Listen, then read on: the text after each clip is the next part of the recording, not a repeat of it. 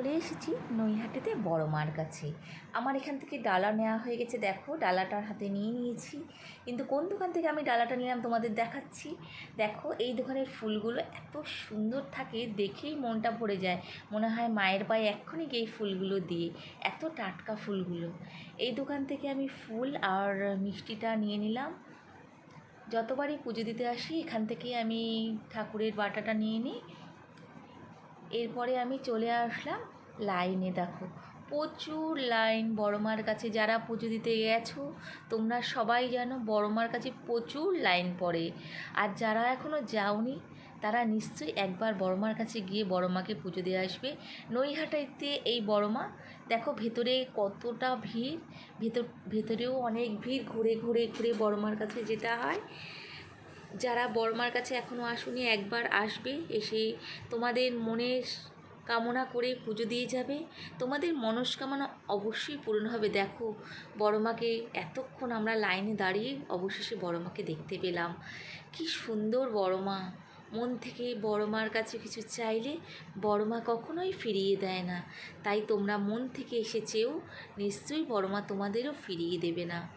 বড় মার কাছে আমরা মন ভরে পুজো দিলাম খুব সুন্দর করে। তোমরাও এসো বন্ধুরা, এসে এখানে এসে পুজো দিয়ে যেও।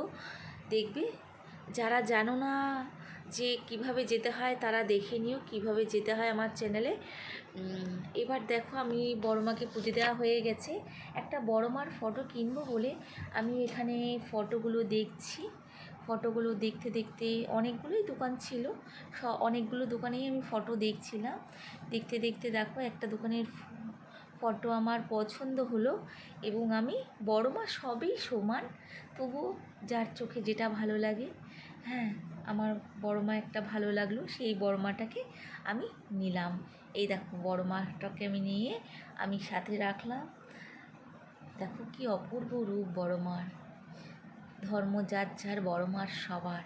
এরপরে খিদে পেয়ে গেছে খুব, এতক্ষণ উপোস করে লাইনে দাঁড়িয়েছিলাম, তো এই দোকানটায় আমরা খেতে চলে আসলাম। গরম গরম কচুরি ভাজছে, খুবই ভালো লাগে, নিরামিষ কচুরি। এখানে বসে আমরা কচুরি খেয়ে এবার গঙ্গার ধারে আমরা চলে গেলাম। গঙ্গার ধারেও খুব সুন্দর, সকালবেলাটা তো 5টার সময় আমরা বাড়ি থেকে বেরিয়েছি, এখন বাজে প্রায় 10টা। এবারে এই গঙ্গার ধারে এত সুন্দর ছিল, খুব সুন্দর ছিল। এখান থেকে একটা লঞ্চ যাচ্ছিল। গঙ্গার ধারে অনেকক্ষণ আমরা দাঁড়িয়েছিলাম, খুব ভালো লাগলো গঙ্গার ধারে। তোমরা যদি আসতে চাও বন্ধুরা, কলকাতা হয়ে তোমরা ট্রেনে করেও আসতে পারো, প্রাইভেট গাড়ি করেও আসতে পারো। নৈহাটি স্টেশনে নেমে স্টেশন থেকে 5 মিনিট। আমার ভিডিও চ্যানেল যদি তোমাদের ভালো লেগে থাকে প্লিজ বন্ধুরা লাইক, কমেন্ট আর সাবস্ক্রাইব করে আমার পাশে